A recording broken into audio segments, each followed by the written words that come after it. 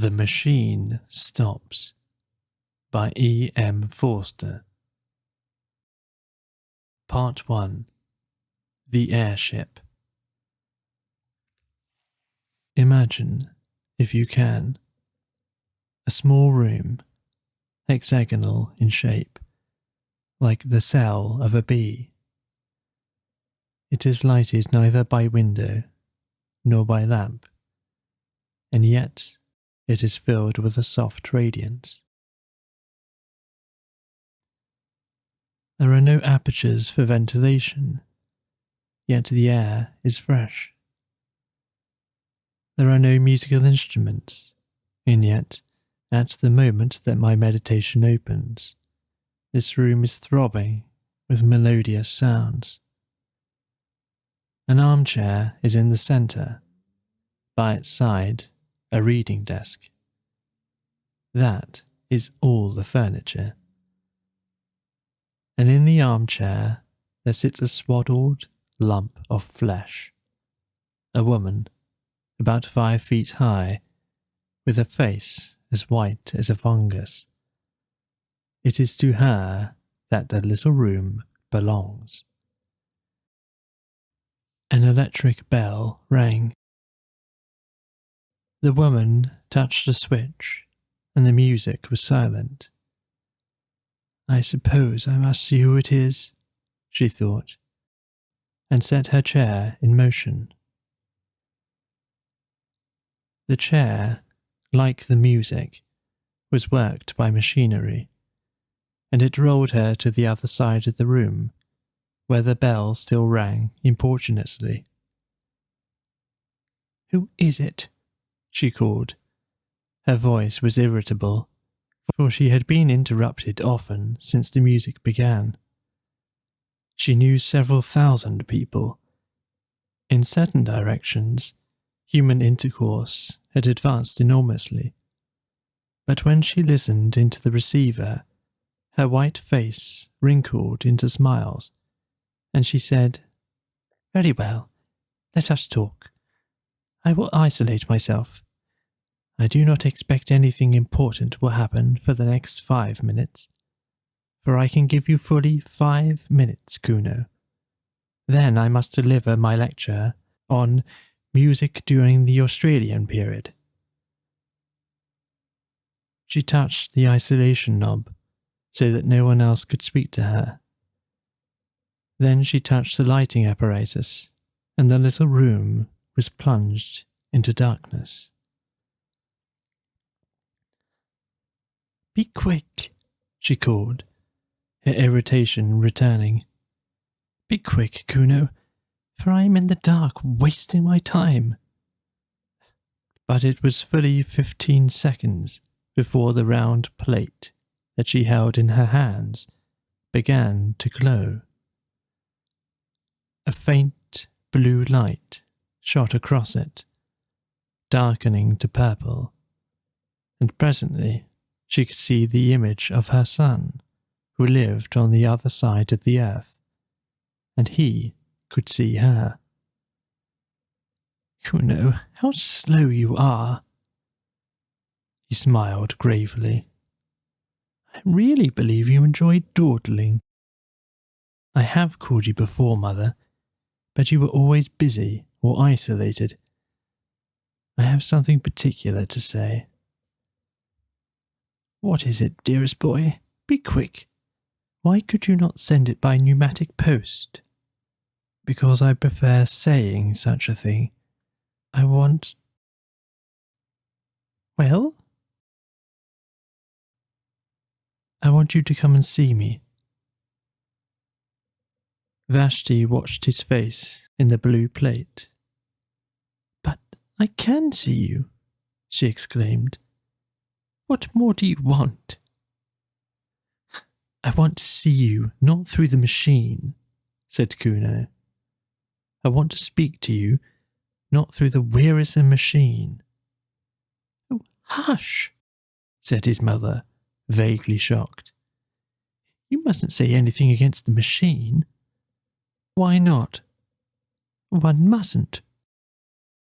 "You talk as if a god had made the machine. cried the other. I believe that you pray to it when you are unhappy. Men made it. Do not forget that. Great men, but men. The machine is much, but it is not everything. I see something like you in this plate, but I do not see you. I hear something like you through this telephone, but I do not hear you. That is why I want you to come. Come and stop with me. Pay me a visit so that we can meet face to face and talk about the hopes that are in my mind.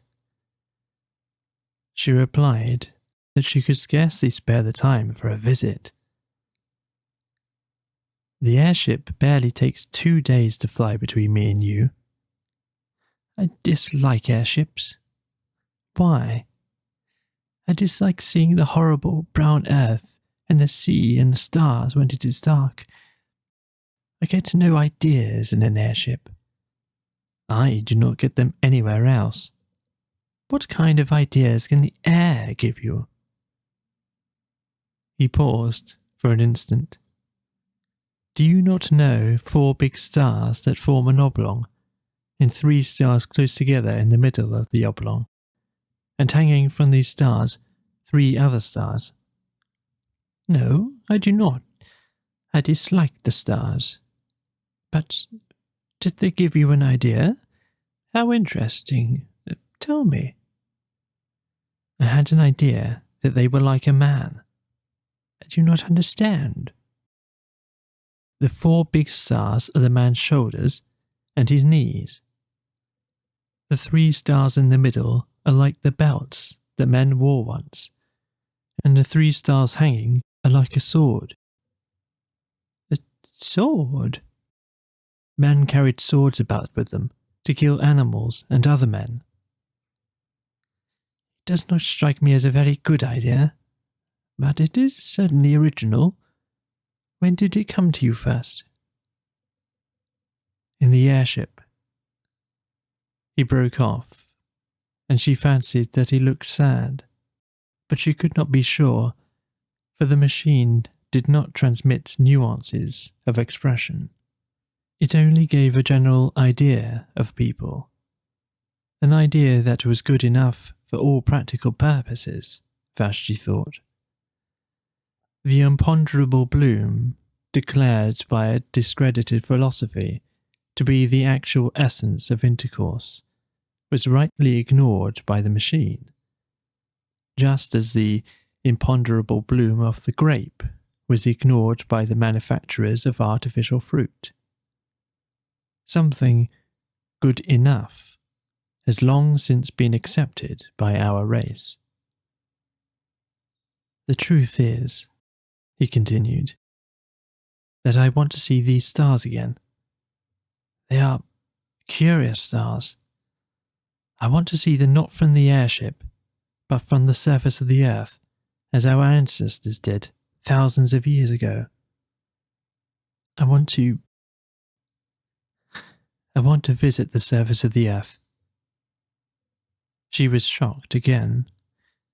Mother, you must come, if only to explain to me what is the harm of visiting the surface of the earth.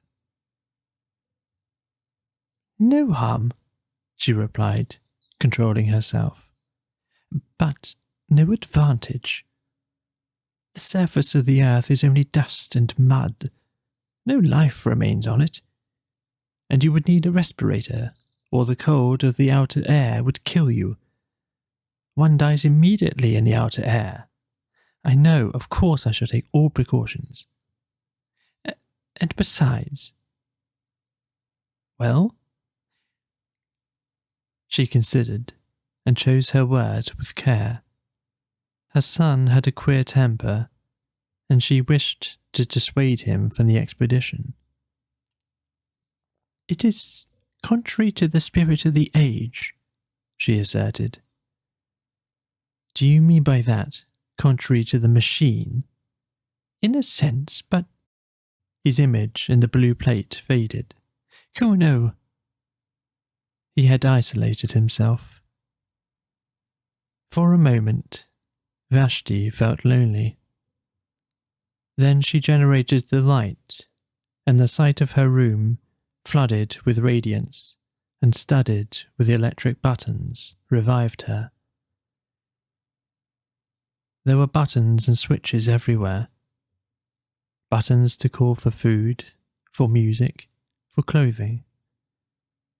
There was the hot bath button, by pressure of which a basin of imitation marble rose out of the floor, filled to the brim with a warm, deodorized liquid. There was the cold bath button. There was the button that produced literature. And there were, of course, the buttons by which she communicated with her friends. The room, though it contained nothing, was in touch with all that she cared for in the world. Vashti's next move was to turn off the isolation switch, and all the accumulations of the last 3 minutes burst upon her. The room was filled with the noise of bells and speaking tubes. What was the new food like? Could she recommend it? Had she had any ideas lately? Might one tell her one's own ideas? Would she make an engagement to visit the public nurseries at an early date, say this day month? To most of these questions, she replied with irritation, a growing quality in that accelerated age.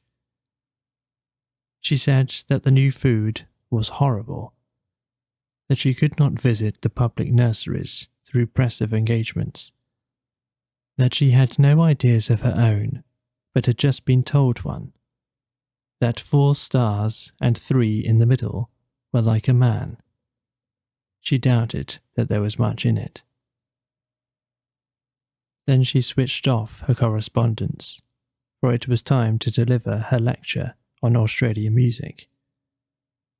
The clumsy system of public gatherings had been long since abandoned. Neither Vashti nor her audience stirred from their rooms. Seated in her armchair, she spoke, while they, in their armchairs, heard her fairly well and saw her fairly well. She opened with a humorous account of music in the pre-Mongolian epoch, and went on to describe the great outburst of song that followed the Chinese conquest.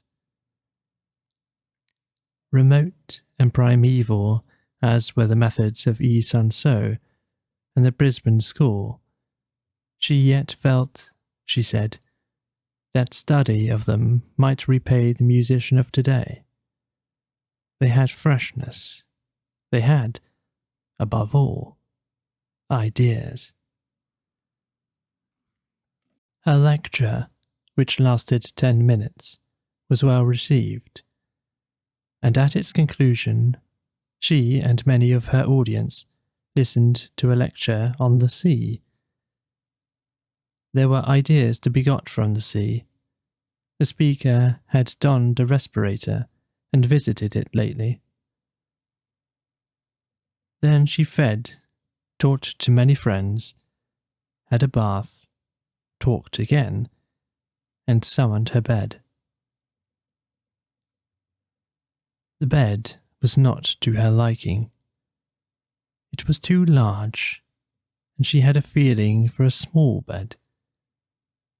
Complaint was useless, for beds were of the same dimension all over the world, and to have an alternate size would have involved vast alterations in the machine. Vashti isolated herself. It was necessary, for neither day nor night existed under the ground, and reviewed all that had happened since she had summoned the bed last. Ideas? Scarcely any. Events? Was Kuno's invitation an event? By her side, on the little reading desk, was a survival from the ages of litter. One book. This was the book of the machine. In it were instructions against every possible contingency. If she was hot or cold, or dyspeptic, or at loss for a word, she went to the book, and it told her which button to press. The Central Committee published it. In accordance with a growing habit, it was richly bound. Sitting up in her bed, she took it reverently in her hands. She glanced round the glowing room as if someone might be watching her. Then, half ashamed, half joyful, she murmured, "Oh, machine, machine," and raised the volume to her lips. Thrice she kissed it, thrice inclined her head, thrice she felt the delirium of acquiescence. Her ritual performed, she turned to page 1367, which gave the times of the departure of the airships from the island in the southern hemisphere, under whose soil she lived, to the island in the northern hemisphere, whereunder lived her son. She thought, "I have not the time." She made the room dark and slept. She awoke and made the room light. She ate and exchanged ideas with her friends, and listened to music and attended lectures. She made the room dark and slept. Above her, beneath her, and around her, the machine hummed eternally. She did not notice the noise, for she had been born with it in her ears. The earth, carrying her, hummed as it sped through silence, turning her now to the invisible sun, now to the invisible stars. She awoke and made the room light. "Kuno, I will not talk to you," he answered, "until you come. Have you been on the surface of the earth since we spoke last?" His image faded. Again she consulted the book. She became very nervous and lay back in her chair palpitating. Think of her as without teeth or hair. Presently she directed the chair to the wall and pressed an unfamiliar button. The wall swung apart slowly. Through the opening she saw a tunnel that curved slightly, so that its goal was not visible. She should go to see her son. Here was the beginning of the journey. Of course, she knew all about the communication system. There was nothing mysterious in it. She would summon a car, and it would fly with her down the tunnel until it reached the lift that communicated with the airship station. The system had been in use for many, many years, long before the universal establishment of the machine. And of course, she had studied the civilization that had immediately preceded her own, the civilization that had mistaken the functions of the system, and had used it for bringing people to things instead of for bringing things to people. Those funny old days, when men went for change of air instead of changing the air in their rooms. And yet, she was frightened of the tunnel. She had not seen it since her last child was born. It curved, but not quite as she remembered. It was brilliant, but not quite as brilliant as the lecturer had suggested. Vashti was seized with the terrors of discrete experience. She shrank back into the room, and the wall closed up again. "Kuno," she said, "I cannot come to see you. I am not well." Immediately, an enormous apparatus fell onto her out of the ceiling. A thermometer was automatically inserted between her lips. A stethoscope was automatically laid upon her heart. She lay powerless. Cool pads soothed her forehead. Kuno had telegraphed to her doctor. So the human passions still blundered up and down in the machine. Vashti drank the medicine that the doctor projected into her mouth, and the machinery retired into the ceiling. The voice of Kuno was heard asking how she felt. "Better." Then, with irritation, "But why do you not come to me instead?" "Because I cannot leave this place." "Why?" "Because, at any moment, something tremendous may happen." "Have you not been on the surface of the earth yet?" "Not yet." "Then what is it?" "I will not tell you through the machine." She resumed her life, but she thought of Kuno as a baby, his birth, his removal to the public nurseries, her one visit to him there, his visits to her, visits which stopped when the machine had assigned him a room on the other side of the earth. "Parents, duties of," said the book of the machine, "cease at the moment of birth. P 422327483. True, but there was something special about Kuno. Indeed, there had been something special about all her children. And after all, she must brave the journey if he desired it. And something tremendous might happen. What did that mean? The nonsense of a youthful man, no doubt. But she must go. Again she pressed the unfamiliar button against the walls. Again the wall swung back, and she saw the tunnel that curved out of sight. Clasping the book, she rose, tottered onto the platform, and summoned the car.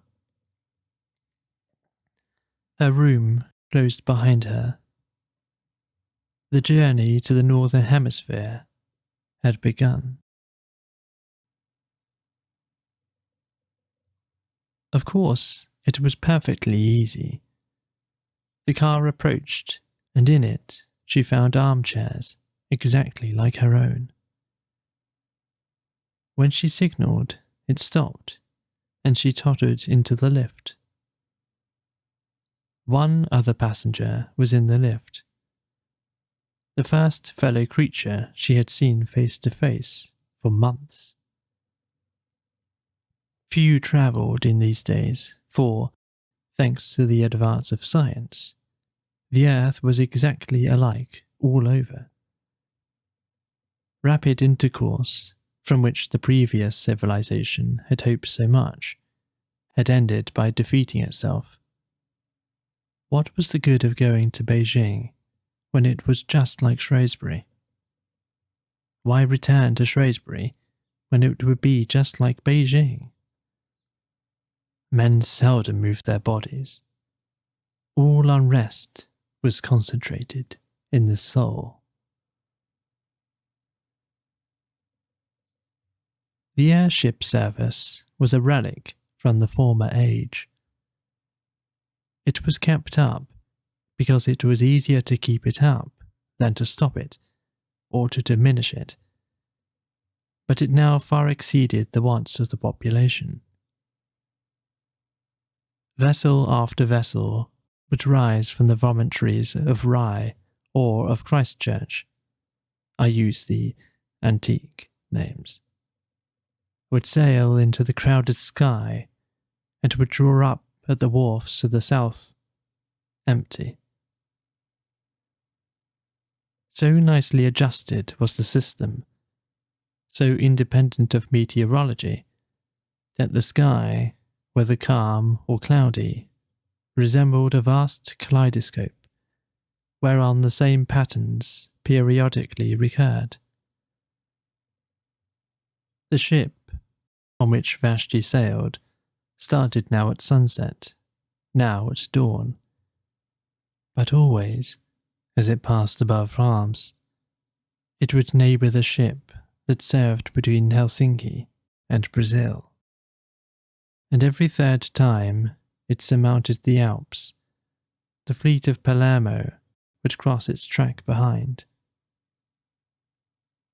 Night and day, wind and storm, tide and earthquake impeded man no longer. He had harnessed Leviathan.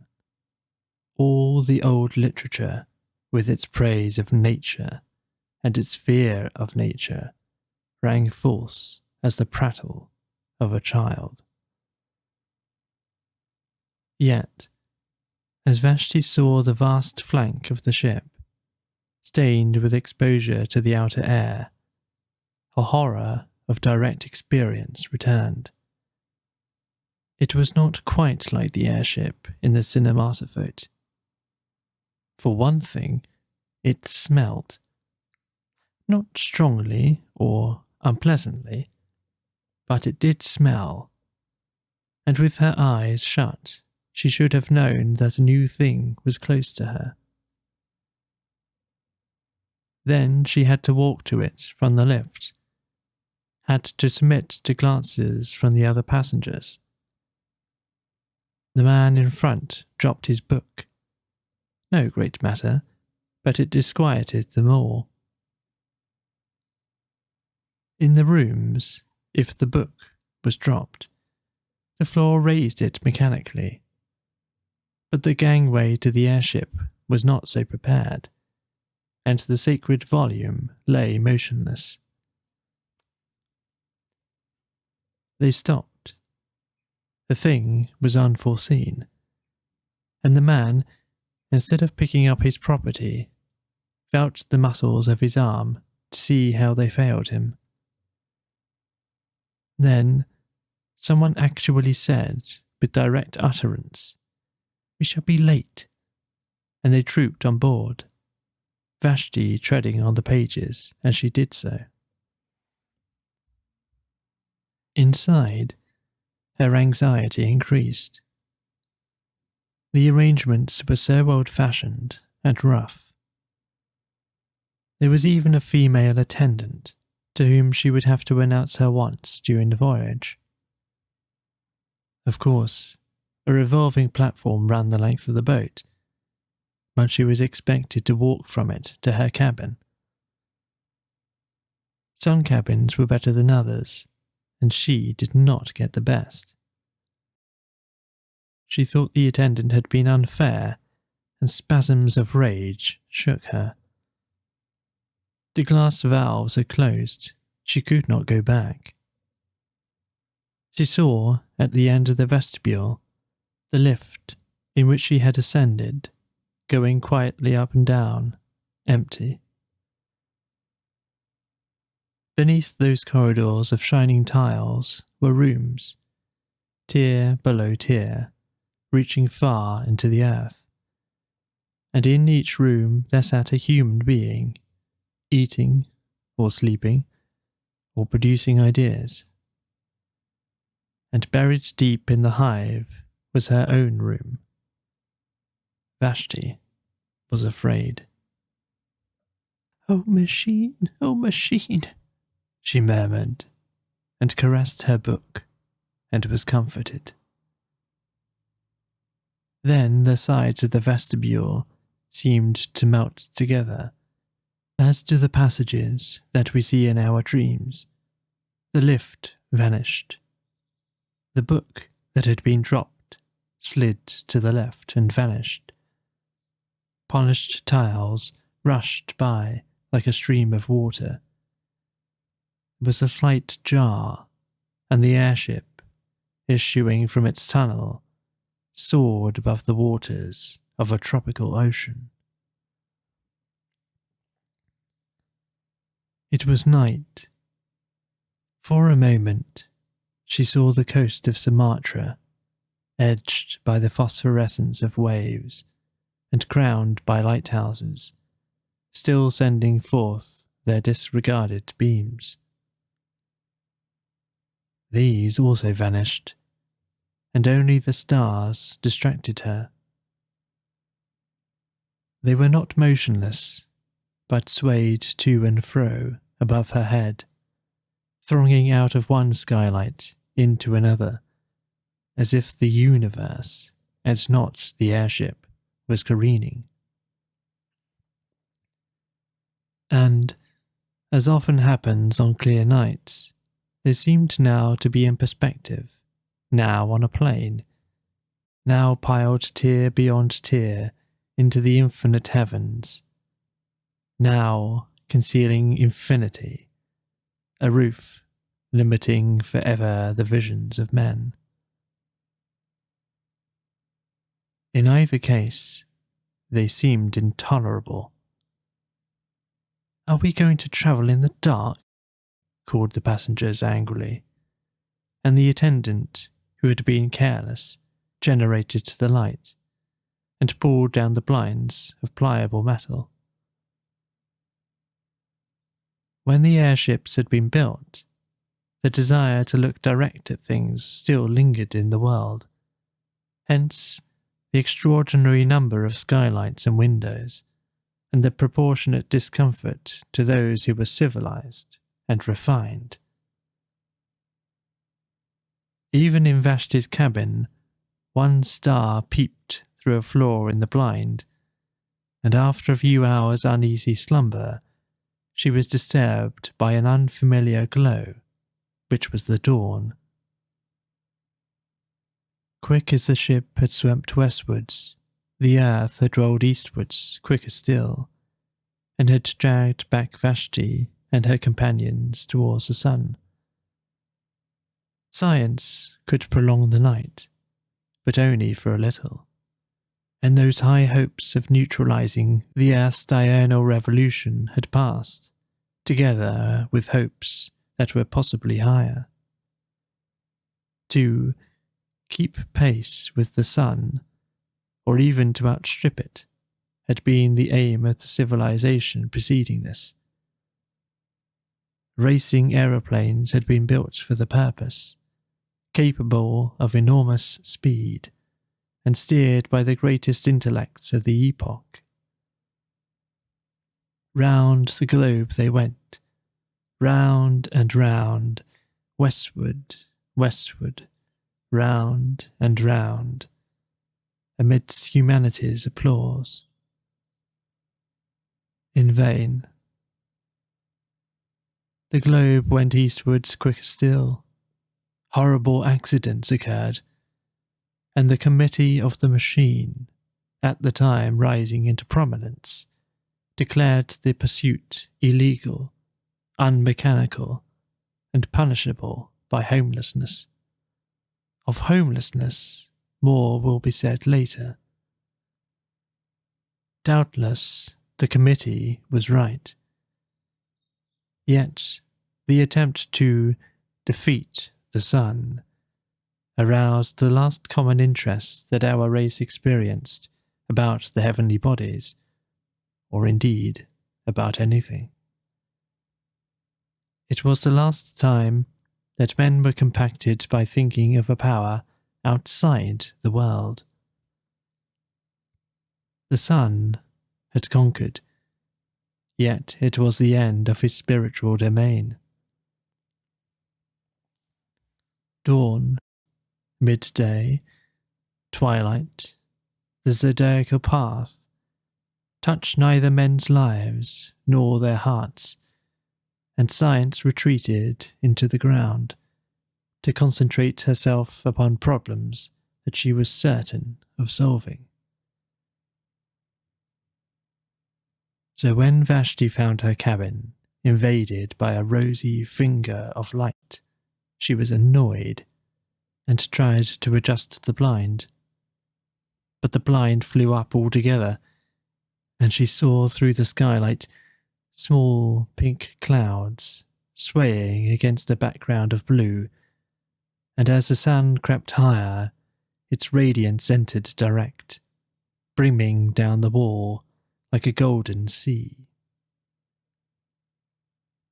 It rose and fell with the airship's motion, just as waves rise and fall, but it advanced steadily, as a tide advances.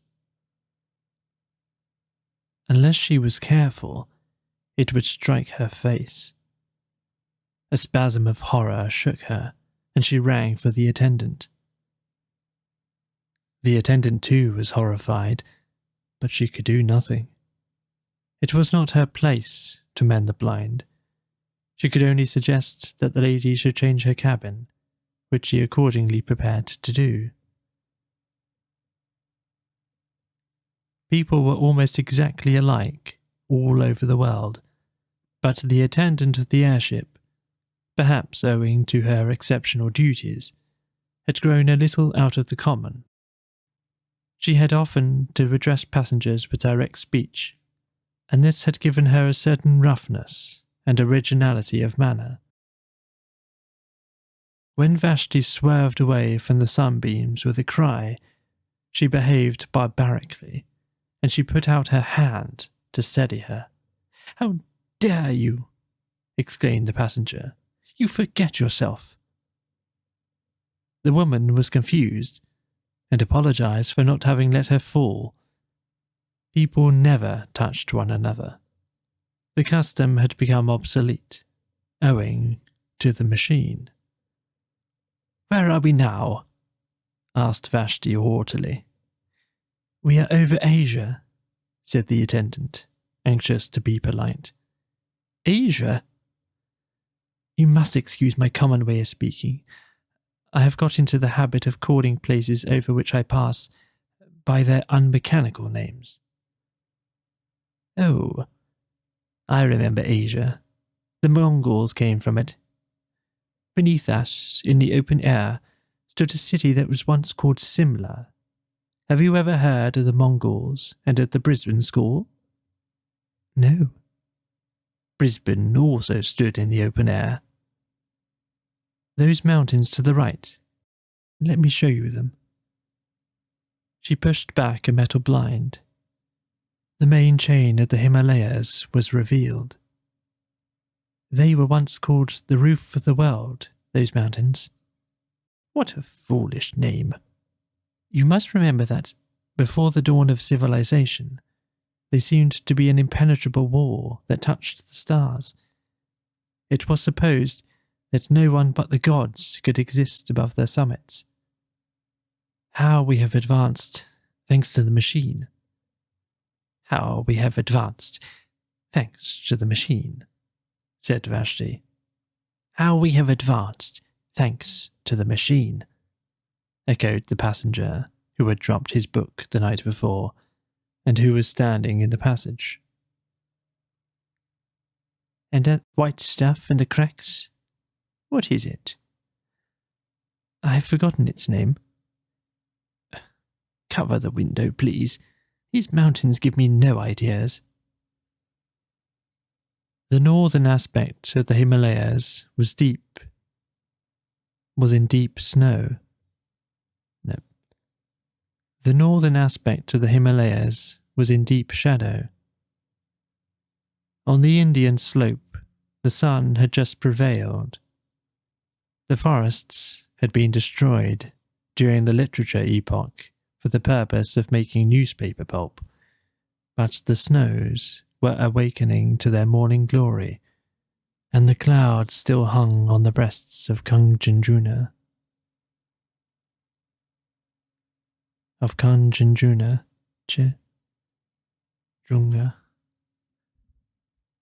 Kanchenjunga, and the clouds still hung on the breasts of Kanchenjunga. In the plain were seen the ruins of cities, with diminished rivers creeping by their walls. and by the sides of these were sometimes the signs of lost vomitories, marking the cities of today.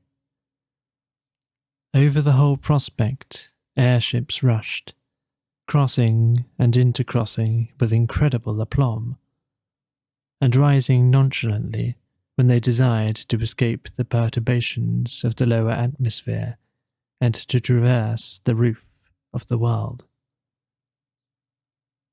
"We have indeed advanced, thanks to the machine," repeated the attendant, and hid the Himalayas behind a metal blind. The day dragged wearily forward.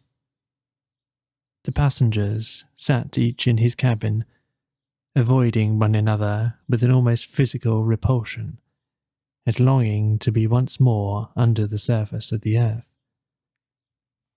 There were 8 or 10 of them, mostly young males, sent out from the public nurseries to inhabit the rooms of those who had died in various parts of the earth. The man who had dropped his book was on the homeward journey.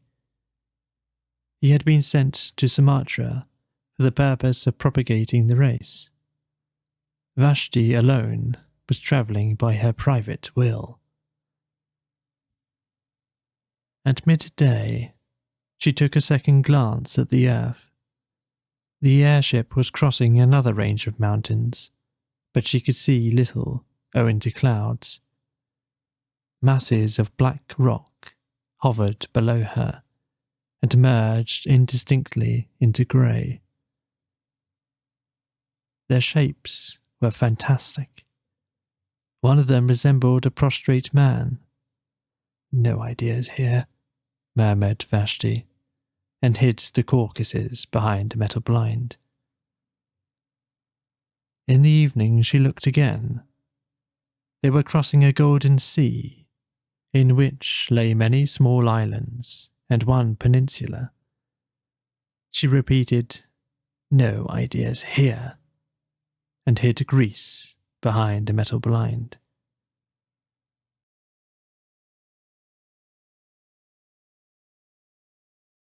Part 2. The Mending Apparatus. By a vestibule, by a lift, by a tubular railway, by a platform, by a sliding door.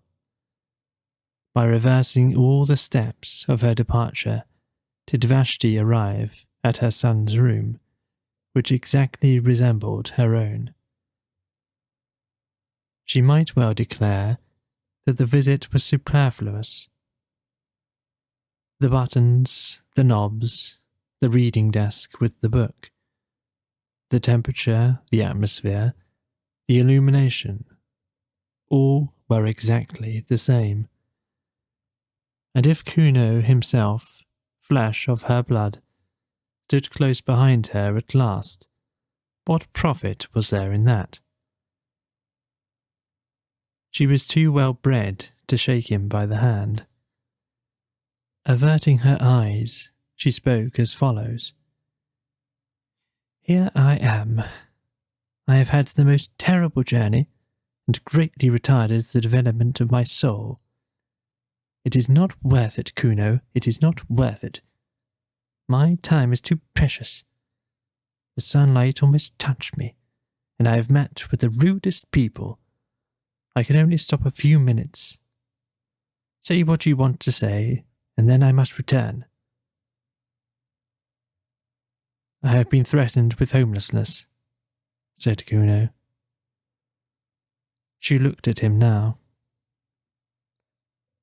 "I have been threatened with homelessness, and I could not tell you such a thing through the machine. Homelessness means death. The victim is exposed to the air, which kills him. I have been outside since I spoke to you last. The tremendous thing has happened, and they have discovered me." "But why shouldn't you go outside?" she exclaimed. "It is perfectly legal, perfectly mechanical to visit the surface of the earth? I have lately been to a lecture on the sea. There is no objection to that. One simply summons a respirator and gets an egression permit. It is not the kind of thing that spiritually minded people do, and I begged you not to do it. But there is no legal objection to it. I did not get an egression permit. Then how did you get out? I found out a way of my own. The phrase conveyed no meaning to her, and he had to repeat it. A way of your own? She whispered. But that would be wrong. Why?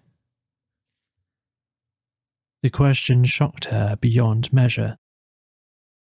You are beginning to worship the machine, he said coldly.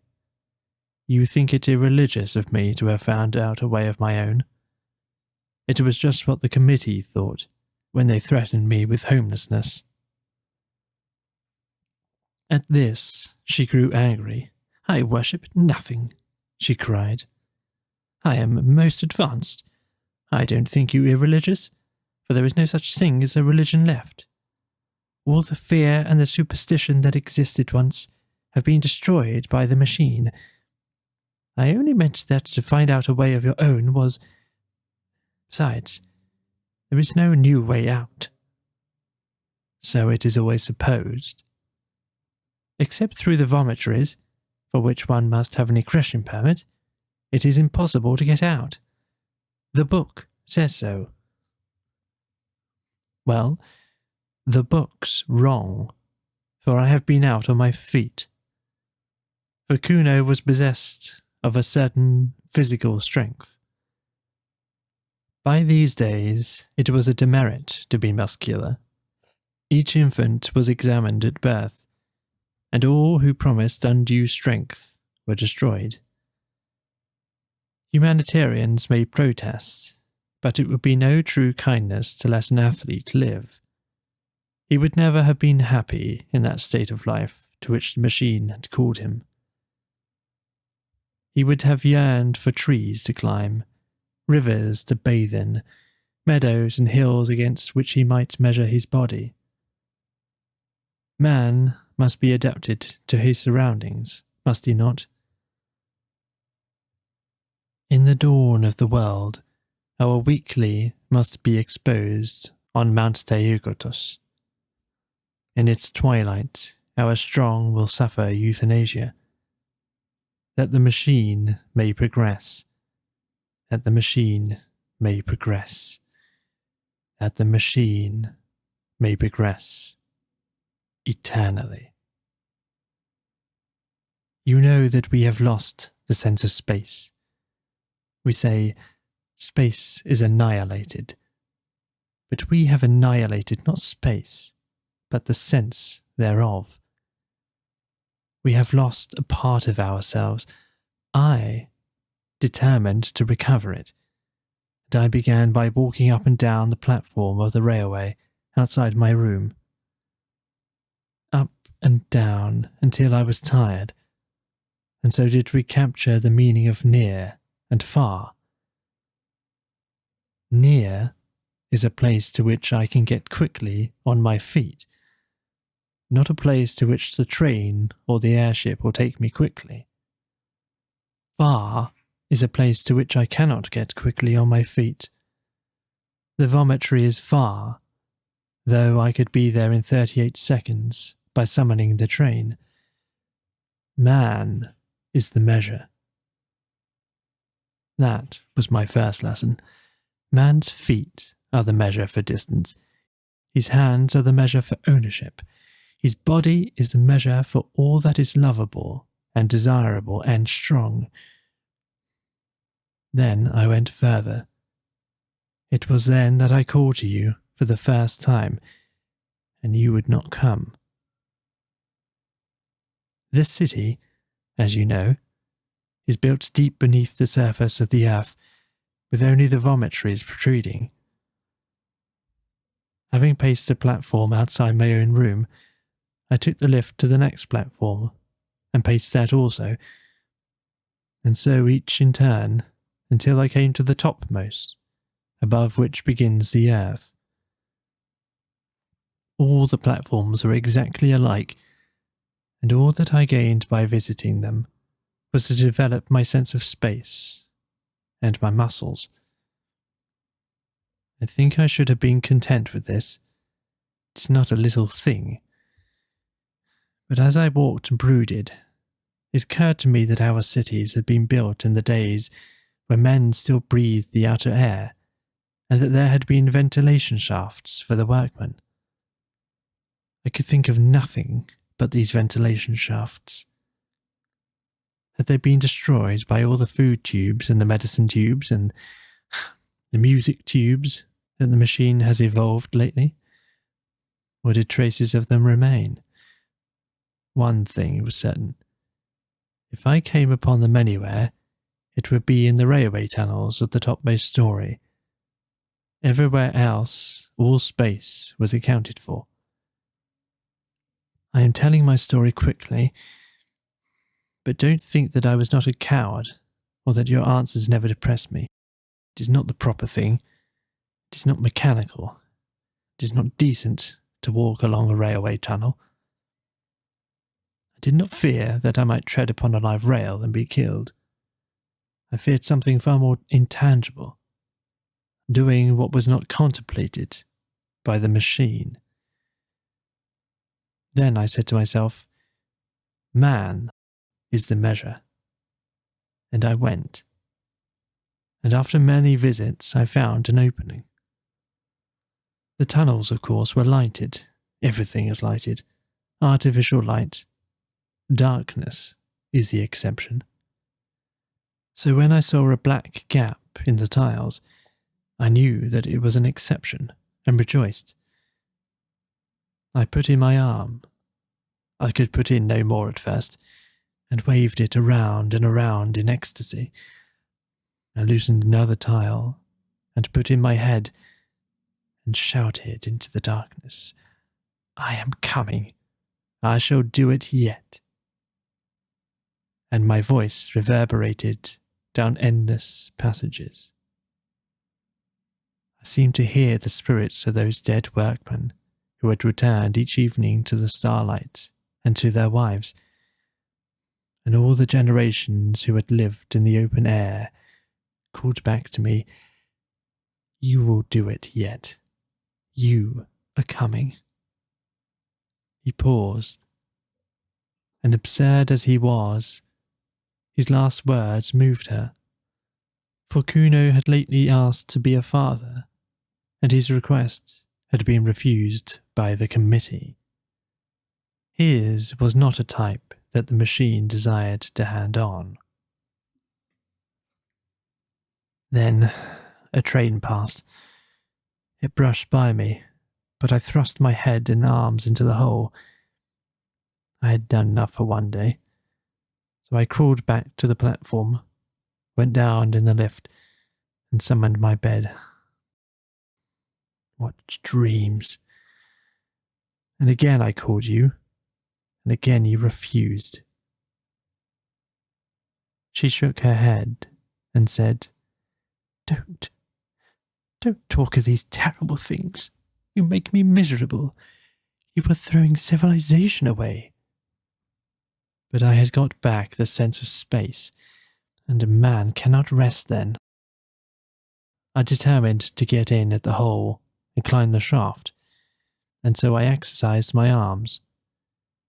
Day after day I went through ridiculous movements until my flesh ached, and I could hang by my hands and hold the pillow of my bed outstretched for many minutes.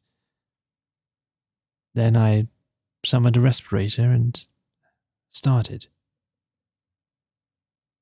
It was easy at first. The mortar had somehow rotted, and I soon pushed some more tiles in and clambered after them into the darkness, and the spirits of the dead comforted me. I don't know what I mean by that. I just say what I felt. I felt for the first time that a protest had been lodged against corruption, and that even as the dead were comforting me, so I was comforting the unborn. I felt that humanity existed, and that it existed without clothes. How can I possibly explain this? It was naked. Humanity seemed naked, and all these tubes and buttons and machineries, neither came into the world with us, nor will they follow us out, nor do they matter supremely while we're here.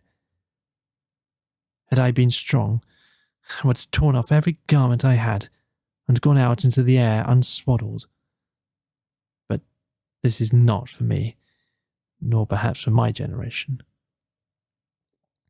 I climbed with my respirator, with my hygienic clothes, and my dietetic tabloids. Better thus than not at all. There was a ladder made of some primeval metal. The light from the railway fell upon its lowest rungs, and I saw that it led straight upwards, out of the rubble at the bottom of the shaft. Perhaps our ancestors ran up and down it 12 times daily in their building. As I climbed, the rough edges cut my gloves so that my hands bled. The light helped me for a little, and then came darkness, and worse still, silence, which pierced my ears like a sword. The machine hums. Did you know that? Its hum penetrates our blood and may even guide our thoughts. Who knows? I was getting beyond its power. Then I thought, this silence means that I am doing wrong. But I heard voices in the silence, and again they strengthened me. He laughed. I had need of them. The next moment I cracked my head against something. She sighed. I had reached one of those pneumatic stoppers that defend us from the outer air. You may have noticed them on the airship. Pitch dark, my feet on the rungs of an invisible ladder, my hands cut. I cannot explain how I lived through this part, but the voices still comforted me, and I felt for fastenings. The stopper, I suppose, was about 8 feet across. I passed my hand over it as far as I could reach. It was perfectly smooth. I felt it almost to the centre. Not quite the centre, for my arm was too short. Then the voice said, "Jump. It is worth it. There may be a handle in the centre, and you may catch hold of it, and so come to us your own way. And if there is no handle, so that you may fall and dash to pieces, it is still worth it, and you will still come to us your own way." So I jumped. There was a handle, and he paused. Tears gathered in his mother's eyes. She knew that he was fated. If he did not die today, he would die tomorrow.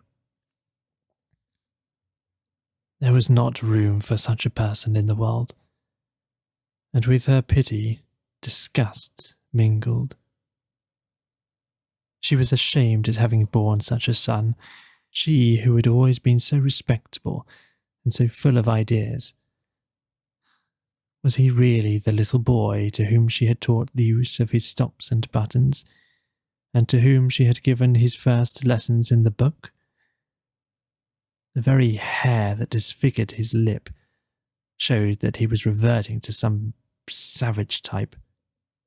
On atavism, the machine can have no mercy. There was a handle, and I did catch it. I hung, tranced over the darkness, and heard the hum of these workings as a last whisper in a dying dream. All the things I had cared about, and all the people I had spoken to through tubes, appeared infinitely little. Meanwhile, the handle revolved. My weight had set something in motion, and I span slowly. And then I cannot describe it.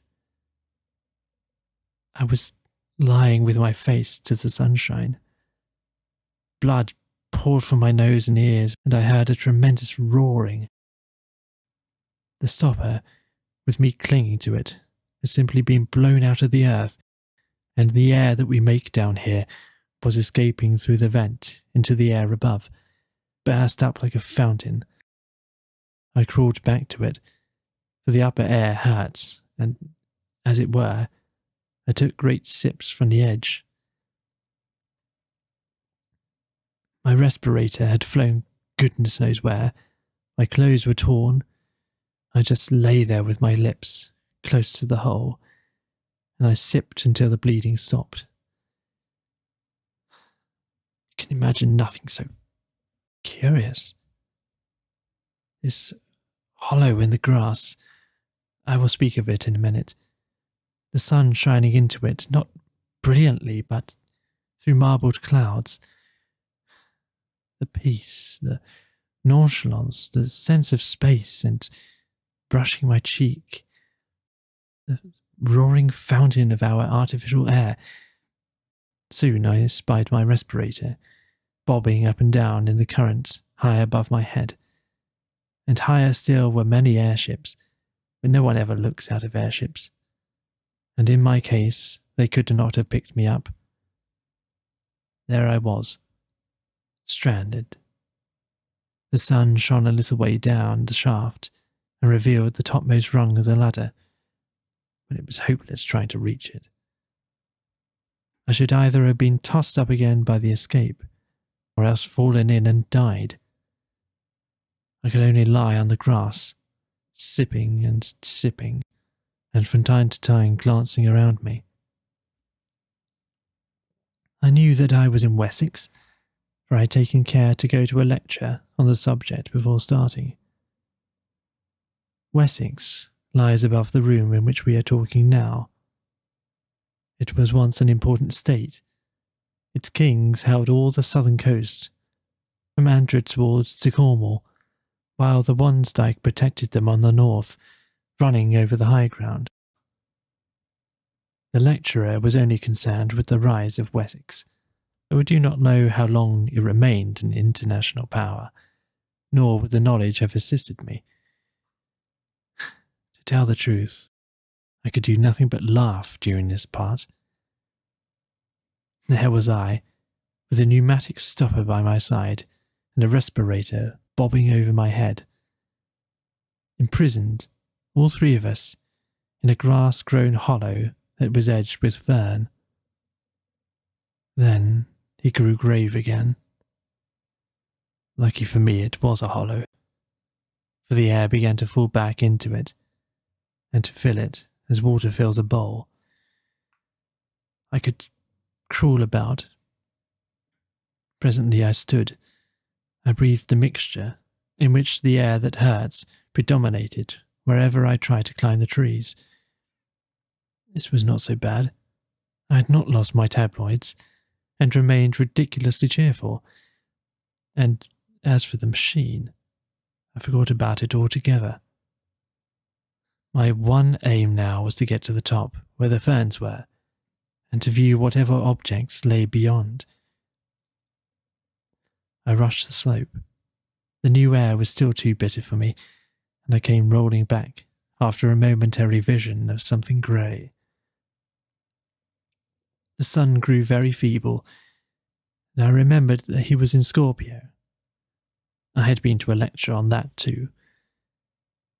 If the sun is in Scorpio, you are in Wessex. It means that you must be as quick as you can, or it will get too dark. This is the first bit of useful information I've ever got from a lecture, and I expect it will be the last. It made me try frantically to breathe the new air, and to advance as far as I dared out of my pond. The hollow filled so slowly. At times, I thought that the fountain played with less vigour. My respirator seemed to dance nearer the earth.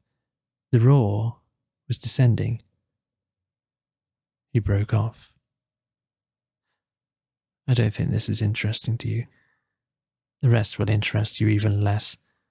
There are no ideas in it, and I wish that I had not troubled you to come. We're too different, Mother. She told him to continue. It was evening before I climbed the bank. The sun had very nearly slipped out of the sky by this time, and I could not get a good view. You, who have just crossed the roof of the world, will not want to hear an account of the little hills that I saw. Low, colourless hills. But to me, they were living, and the turf that covered them was a skin under which their muscles rippled. And I felt that those hills had called with incalculable force to men in the past, and that men had loved them. Now they sleep, perhaps forever. They commune with humanity in dreams. Happy the man, happy the woman who awakes the hills of Wessex.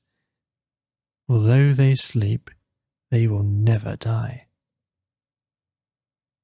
His voice rose passionately. Cannot you see, cannot all your lecturers see that it is we who are dying, and that down here the only thing that really lives is the machine? We created the machine to do our will, but we cannot make it do our will now. It has robbed us of the sense of space and the sense of touch. It has blurred every human relation and narrowed down love to a carnal act. It has paralyzed our bodies and our wills, and now it compels us to worship it. The machine develops, but not in our lines. The machine proceeds, but not to our goal. We only exist as the blood corpuscles that course through its arteries, and if it could work without us, it would let us die. Oh, I have no remedy, or at least only one, to tell men again and again that I have seen the hills of Wessex, as Alfred saw them when he overthrew the Danes. So, the sun set. I forgot to mention that a bout of mist lay between my hills and other hills, and that it was the colour of pearl. He broke off for the second time. Go on, said his mother wearily. He shook his head. Go on. Nothing that you say can distress me now. I am hardened. I had meant to tell you the rest, but I cannot. I know that I cannot. Goodbye. Vashti stood irresolute. All her nerves were tingling with his blasphemies. But she was also inquisitive. This is unfair, she complained. You have called me across the world to hear your story, and hear it I will. Tell me, as briefly as possible, for this is a disastrous waste of my time, tell me how you returned to civilization. Oh, that, he said, starting. You would like to hear about civilization? Certainly. Had I got to where my respirator fell down? No, but I understand everything now. You put on your respirator and managed to walk along the surface of the earth to a vomitory, and there your conduct was reported to the Central Committee. By no means. He passed his hand over his forehead, as if dispelling some strong impression. Then, resuming his narrative, he warmed to it again. My respirator fell about sunset. I had mentioned that the fountain seemed feebler, had I not? Yes. About sunset, it let the respirator fall. As I said, I had entirely forgotten about the machine, and I paid no great attention at the time, being occupied with other things. I had my pool of air, into which I could dip when the outer keenness became intolerable, and which would possibly remain for days, provided that no wind sprang up to disperse it. Not until it was too late did I realize what the stoppage of the escape implied. You see, the gap in the tunnel had been mended. The mending apparatus was after me. One other warning I had, but I neglected it. The sky at night was clearer than it had been in day, and the moon, which was about half the sky behind the sun, shone into the dell at moments quite brightly. I was in my usual place, on the boundary between two atmospheres, when I thought I saw something dark move across the bottom of the dell and vanish into the shaft. In my folly, I ran down. I bent over and listened, and I thought I heard a faint scraping noise in the depths. At this, but it was too late, I took alarm. I determined to put on my respirator and to walk right out of the dell. My respirator had gone. I knew exactly where it had fallen, between the stopper and the aperture, and I could even feel the mark that it had made in the turf. It had gone, and I realized that something evil was at work, and I had better escape to the other air, and, if I must die running towards a cloud that had been the colour of a pearl. I never started. Out of the shaft is too horrible. A worm, a long, white worm, had crawled out of the shaft and was gliding over the moonlit grass. I screamed. I did everything that I should not have done. I stamped upon the creature instead of flying from it, and it at once curled round the ankle, and we fought. The worm let me run all over the dell, but edged up my leg as I ran. "Help!" I cried. That part is too awful. It belongs to the part that you will never know. "Help!" I cried. Why cannot we suffer in silence? "Help!" I cried. Then my feet were wound together. I fell. I was dragged away from the dear ferns and the living hills, and past the great metal stopper. I can tell you this part. And I thought that it might save me again if I caught hold of the handle. It also was enwrapped. It also. Oh, the whole dell was full of things.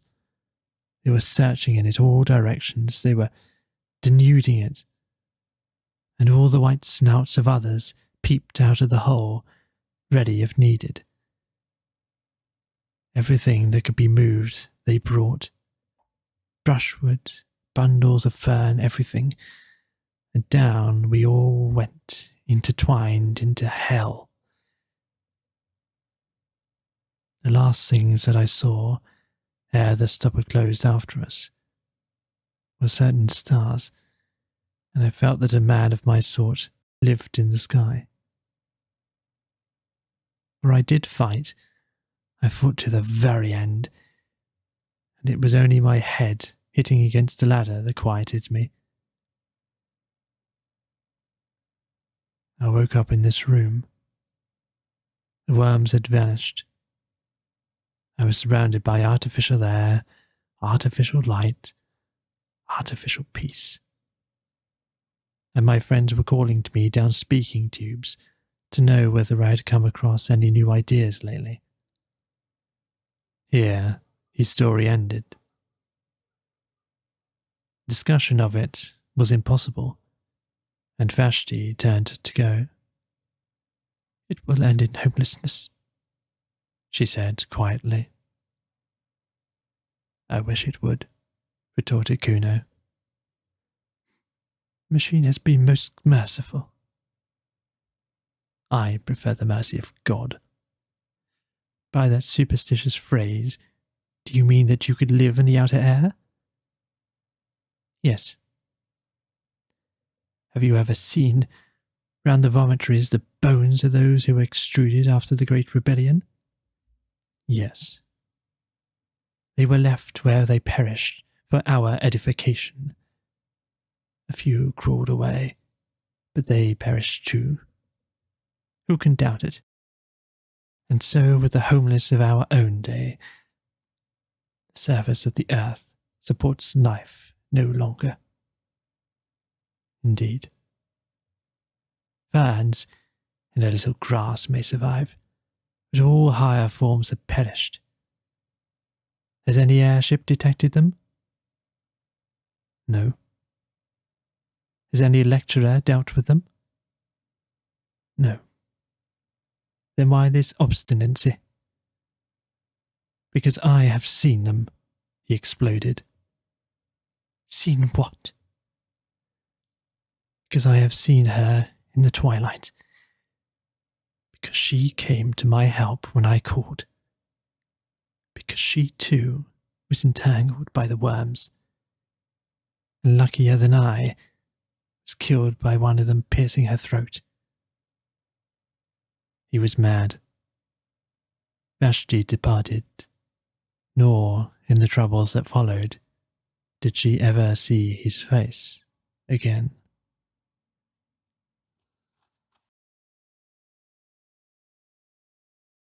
Part 3. The Homeless. During the years that followed Kuno's escape, two important developments took place in the machine. On the surface, they were revolutionary.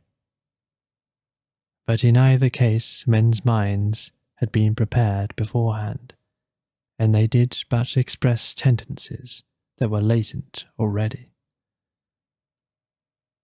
The first of these were the abolition of respirators.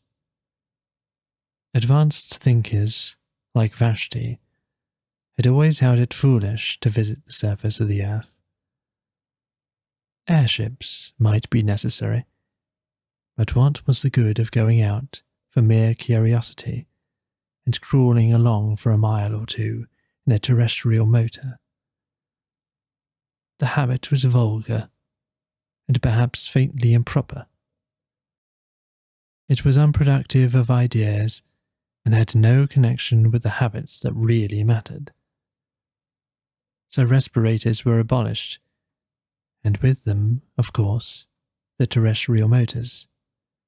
And except for a few lecturers who complained that they were debarred access to their subject matter, the development was accepted quietly. Those who still wanted to know what the earth was like had after all only to listen to some gramophone or to look into some cinematophote.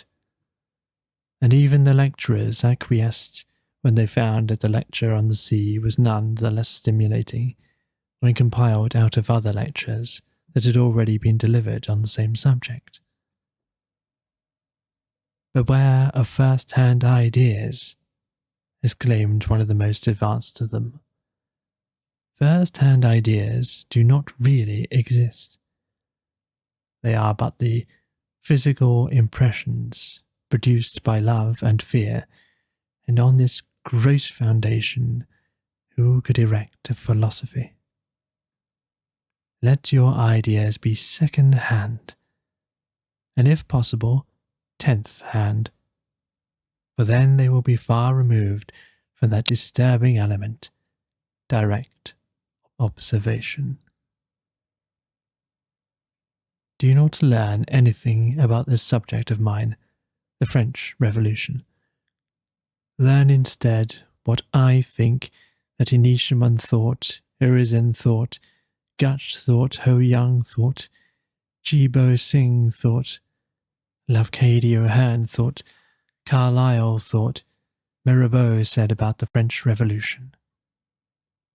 through the medium of these 8 great minds, the blood that was shed at Paris and the windows that were broken at Versailles will be clarified to an idea which you may employ most profitably in your daily lives. But be sure that the intermediates are many and varied, for in history one authority exists to counteract another. Urizen must counteract the skepticism of Hoyan and Enicheman. I must myself counteract the impetuosity of Gutch. You who listen to me are in a better position to judge about the French Revolution than I am. Your descendants will be even in a better position than you, for they will learn what you think I think, and yet another intermediate will be added to the chain. And in time, his voice rose, there will come a generation that has got beyond facts, beyond impressions, a generation absolutely colourless, a generation seraphically free from taint of personality, which will see the French Revolution not as it happened, nor as they would like it to have happened, but as it would have happened had it taken place in the days of the machine. Tremendous applause greeted this lecture, which did but voice a feeling already latent in the minds of men, a feeling that terrestrial facts must be ignored, and that the abolition of respirators was a positive gain. It was even suggested that airships should be abolished too. This was not done, because airships had somehow worked themselves into the machine system. But year by year they were used less, and mentioned less by thoughtful men. The second great development was the re-establishment of religion.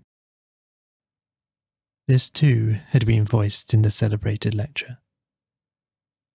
No one could mistake the reverent tone in which the peroration had concluded, and it awakened a responsive echo in the hearts of each. Those who had long worshipped silently now began to talk. They described the strange feeling of peace that came over them when they handled the book of the machine. The pleasure that it was to repeat certain numerals out of it, however little meaning those numerals conveyed to the outward ear. The ecstasy of touching a button, however unimportant, or of ringing an electric bell, however superfluously.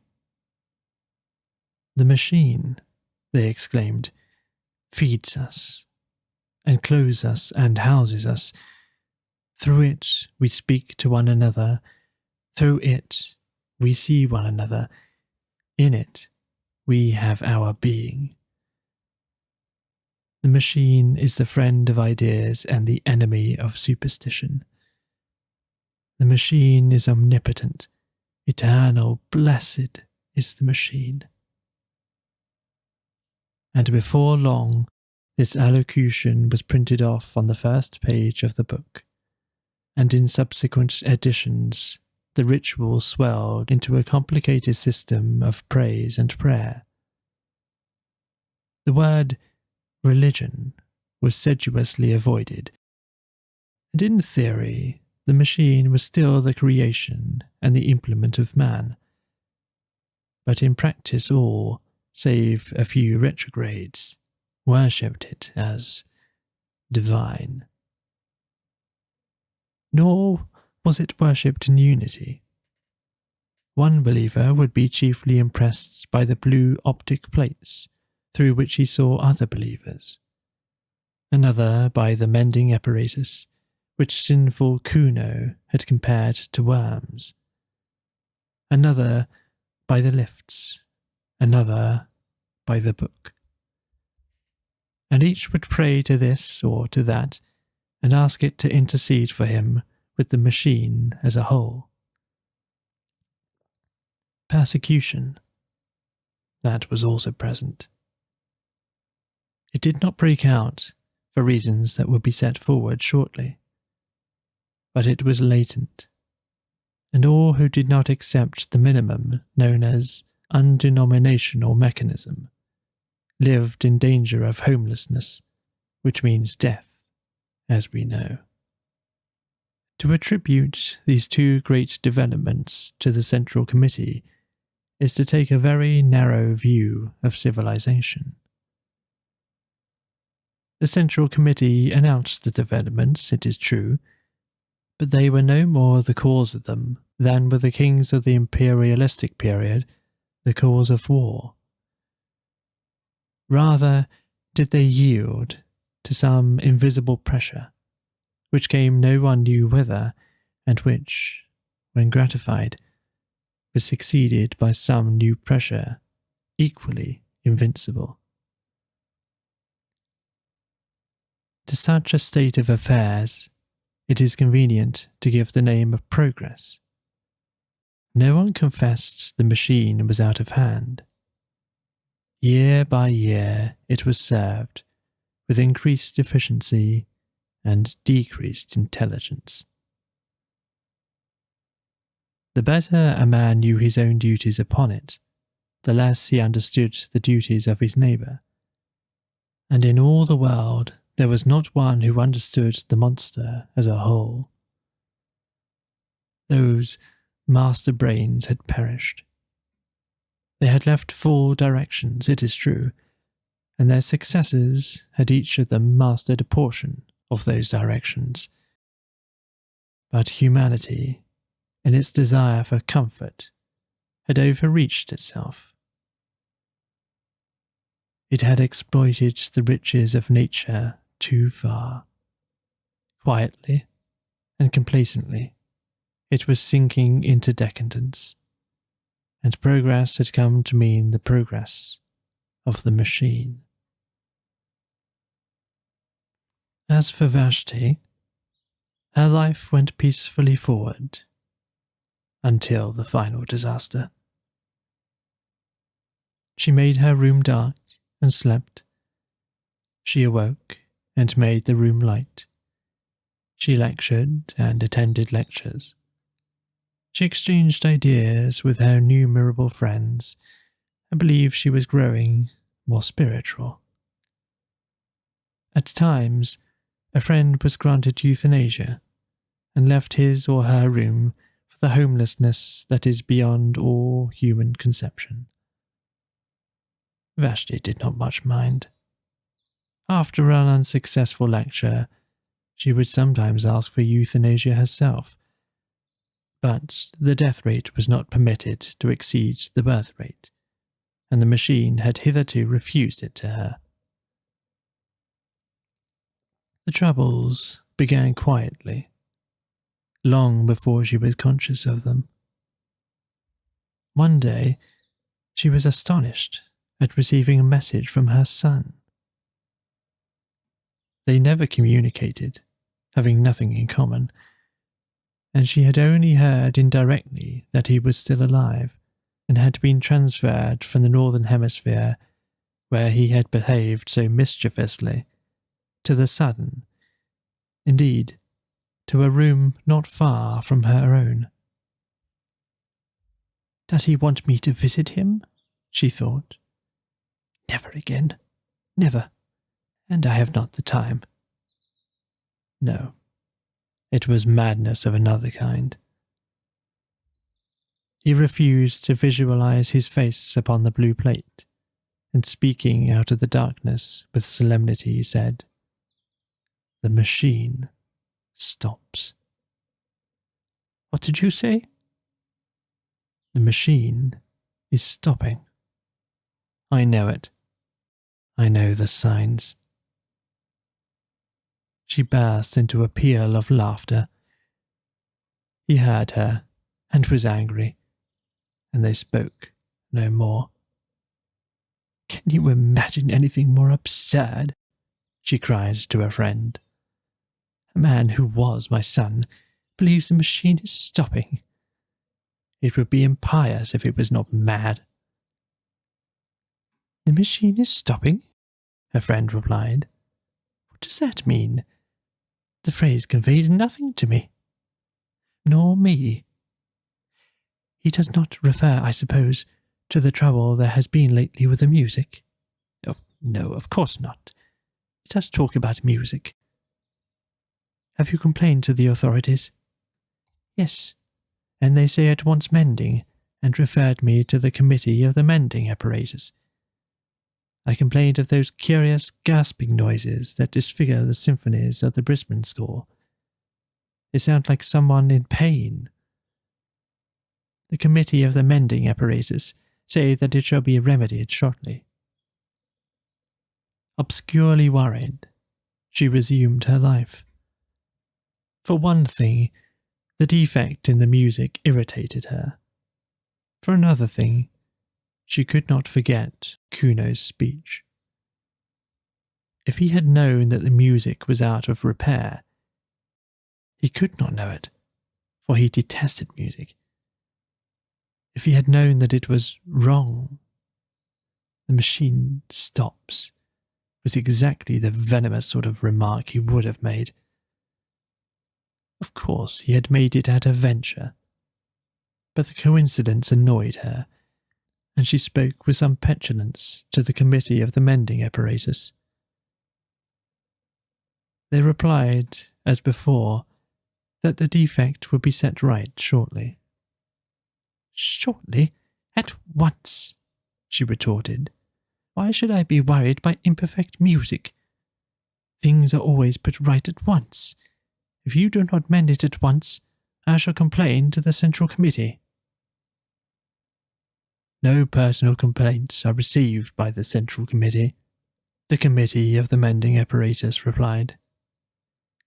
Through whom am I to make my complaint, then? Through us. I complain, then.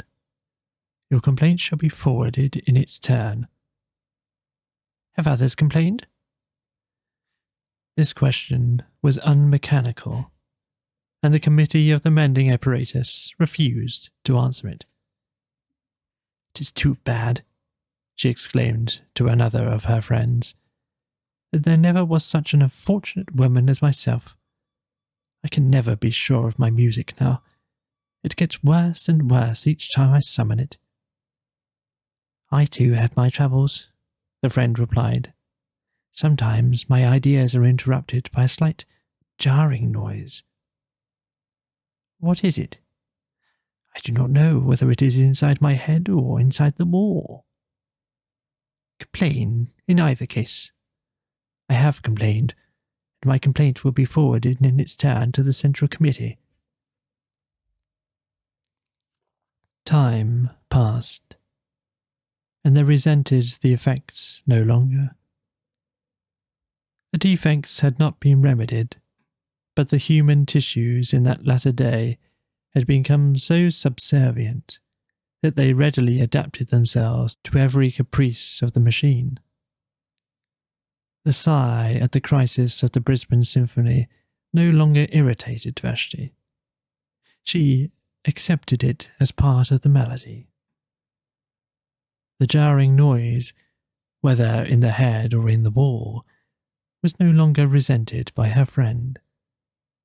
And so with the mouldy artificial fruit, and so with the bath-water that began to stink, and so with the defective rhymes that the poetry machine had taken to emit.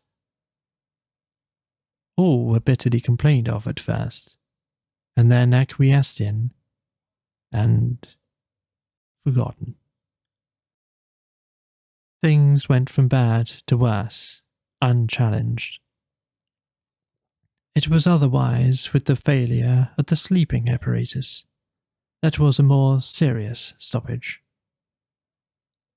There came a day when over the whole world, in Sumatra, in Wessex, in the innumerable cities of Courland and Brazil, the beds, when summoned by their tired owners, failed to appear. It may seem a ludicrous matter, but from it we may date the collapse of humanity. The committee responsible for the failure was assailed by complaints, whom it referred, as usual, to the Committee of the Mending Apparatus, who, in its turn, assured them that their complaints would be forwarded to the Central Committee. But the discontent grew, for mankind was not yet sufficiently adaptable to do without sleeping. "Someone is meddling with the machine," they began. "Someone is trying to make himself king, to reintroduce the personal element. Punish that man with homelessness. To the rescue! Avenge the machine! Avenge the machine! War! Kill the man!" But the Committee of the Mending Apparatus now came forward and allayed the panic with well-chosen words. It confessed that the mending apparatus was itself in need of repair. The effect of this frank confession was admirable. "Of course," said a famous lecturer, he of the French Revolution, who gilded each new day with splendour, "of course, we shall not press our complaints now. The mending apparatus has treated us so well in the past that we all sympathize with it, and will wait patiently for its recovery. In its own good time, it will resume its duties. Meanwhile, let us do without our beds, our tabloids, our other little wants. Such, I feel sure, would be the wish of the machine." Thousands of miles away, his audience applauded. The machine still linked them. Under the seas, beneath the roots of the mountains, ran the wires through which they saw and heard. The enormous eyes and ears that were their heritage, and the hum of many workings clothed their thoughts in one garment of subserviency. Only the old and the sick remained ungrateful, for it was rumoured that euthanasia too was out of order, and that pain had reappeared among men. It became difficult to read. A blight entered the atmosphere and dulled its luminosity. At times, Vashti could scarcely see across her room. The air, too, was foul. Loud were the complaints, impotent the remedies, heroic the tone of the lecturer as he cried, "Courage! Courage! What matter so long as the machine goes on? To it, the darkness and the light are one." And though things improved again after a time, the old brilliancy was never recaptured, and humanity never recovered from its entrance into twilight. There was an hysterical talk of measures, of provisional dictatorship, and the inhabitants of Sumatra were asked to familiarize themselves with the workings of the central power station, the said power station being situated in France. But for the most part, panic reigned, and men spent their strength praying to their books, tangible proofs of the machine's omnipotence. There were gradations of terror. At times came rumours of hope. The mending apparatus was almost mended. The enemies of the machine had been got under. New nerve centres were evolving which would do the work even more magnificently than before.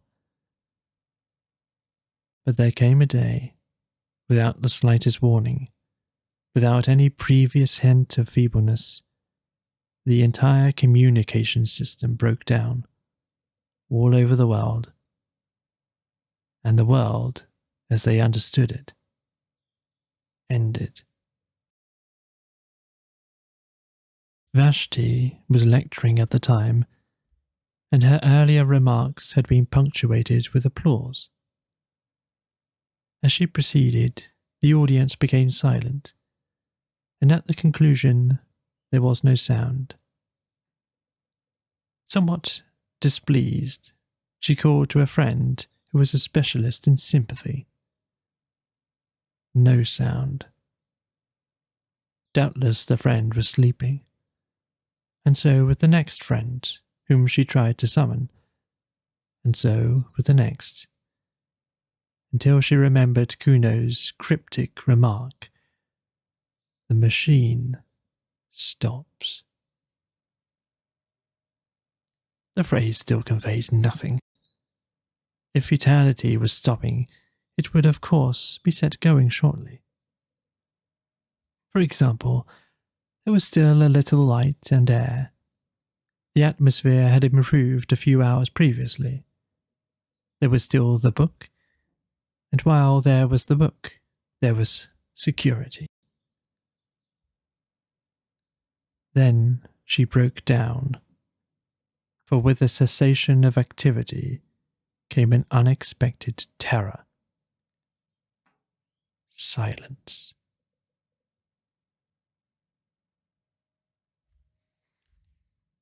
She had never known silence, and the coming of it nearly killed her. It did kill many thousands of people outright. Ever since her birth, she had been surrounded by the steady hum. It was to the ear what artificial air was to the lungs, and agonizing pains shot across her head. And scarcely knowing what she did, she stumbled forward and pressed the unfamiliar button, the one that opened the door of her cell. Now, the door of the cell worked on a simple hinge of its own. It was not connected with a central power station, dying far away in France. It opened, rousing immoderate hopes in Vashti, for she thought that the machine had been mended. It opened, and she saw the dim tunnel that curved far away towards freedom. One look, and then she shrank back, for the tunnel was full of people. She was almost the last in that city to have taken alarm. People that any time repelled her, and these were nightmares from her worst dreams. People were crawling about, people were screaming, whimpering, gasping for breath, touching each other, vanishing in the dark, and ever and anon pushed off the platform onto the live rail. Some were fighting round the electric bells, trying to summon trains which could not be summoned. Others were calling for euthanasia or for respirators or blaspheming the machine. Others stood at the doors of their cells, fearing, like herself, either to stop in them or to leave them. And behind all the uproar was silence. The silence which is the voice of the earth and of the generations who have gone. No, it was worse than solitude. She closed the door again and sat down to wait for the end. The disintegration went on, accompanied by horrible cracks and rumbling. The valves that restrained the medical apparatus must have been weakened, for it ruptured and hung hideously from the ceiling. The floor heaved and fell and flung her from her chair. A tube oozed towards her serpent fashion, and at last the final horror approached. Light began to ebb, and she knew that civilization's long day was closing. She whirled round, praying to be saved from this. At any rate, kissing the book, pressing button after button. The uproar outside was increasing, and even penetrated the wall. Slowly, the brilliancy of her cell was dimmed. The reflections faded from her metal switches. Now she could not see the reading stand, now not the book, though she held it in her hand. Light followed the flight of sound, air was following light, and the original void returned to the cavern from which it had been so long excluded.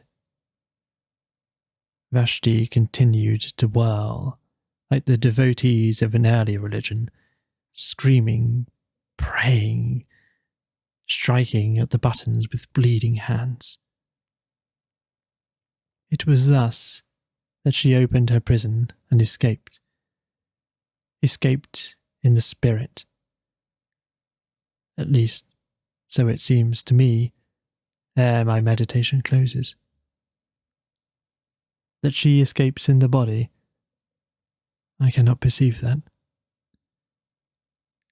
She struck, by chance, the switch that released the door, and the rush of foul air on her skin, the loud throbbing whispers in her ears, told her that she was facing the tunnel again, and the tremendous platform on which she had seen men fighting.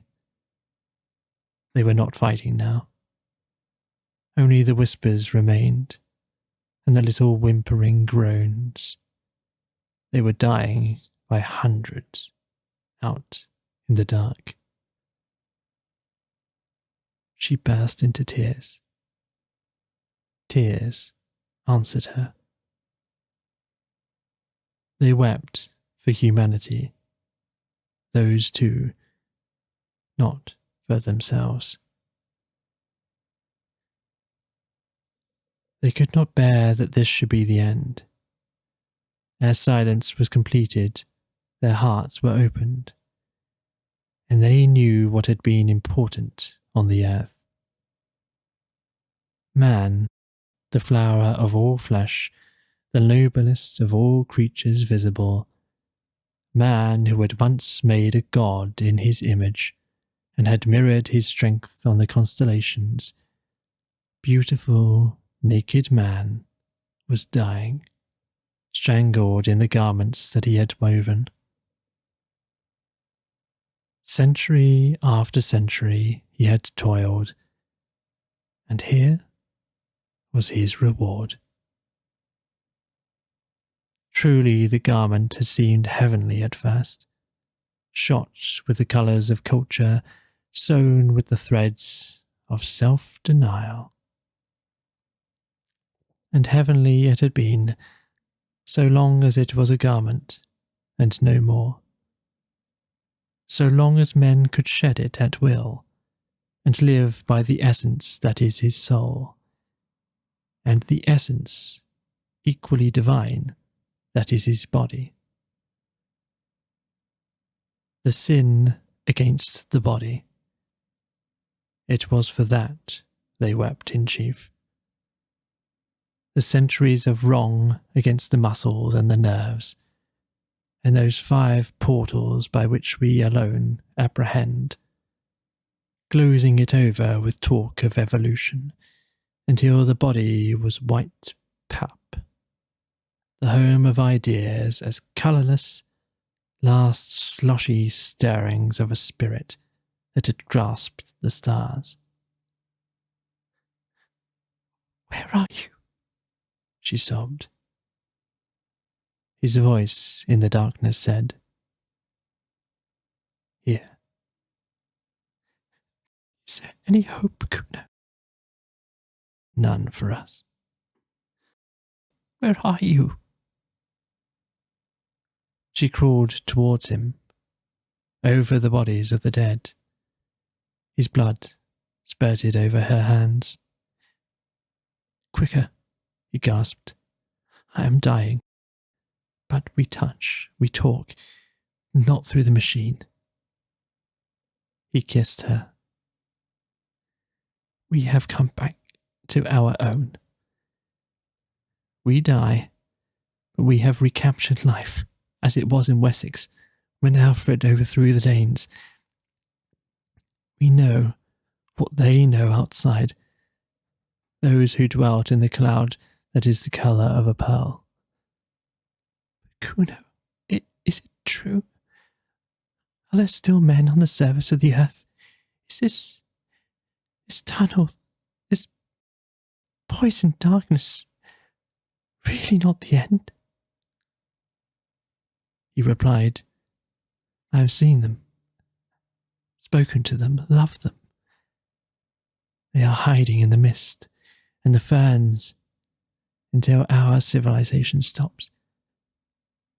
Today they are the homeless. Tomorrow? Oh, tomorrow some fool will start the machine again. Tomorrow. Never, said Kuno. Never. Humanity has learnt its lesson. As he spoke, the whole city was broken like a honeycomb. An airship had sailed in through the vomitory into a ruined wharf. It crashed downwards, exploding as it went, rending gallery after gallery with its wings of steel. For a moment, they saw the nations of the dead, and, before they joined them, scraps of the untainted sky.